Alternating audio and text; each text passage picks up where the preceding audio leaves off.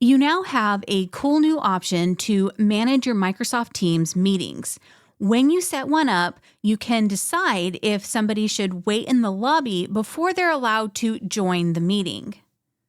If you don't change the settings, the default is people in my org and guests can bypass the lobby, meaning that any external participants will wait to be let in. However, if you need to switch this control, you can come here and choose one of these other options.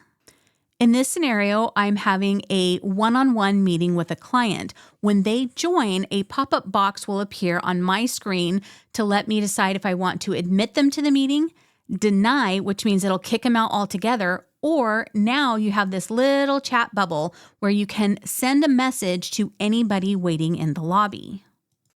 A chat pane is going to open up on the right, and there are two tabs: Everyone, which is the main meeting chat, and Lobby, which is for everybody who is waiting to be let in.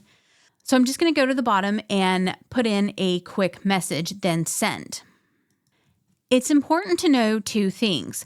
Only the people currently in the lobby will see the message, and those people cannot reply. They can only read your message. So if you have more people trickle in later, you might have to send your message again. So now let's look at this from the attendees perspective. In most cases, the lobby pane will open up on the right-hand side of the screen. But if it doesn't, they will see a button that called Lobby Chat where they can open it and look at the message.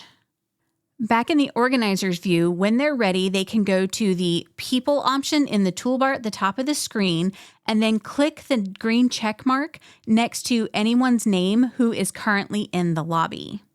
This is a useful feature because it lets the organizer acknowledge the people in the lobby so they're not left wondering if somebody knows that they're there.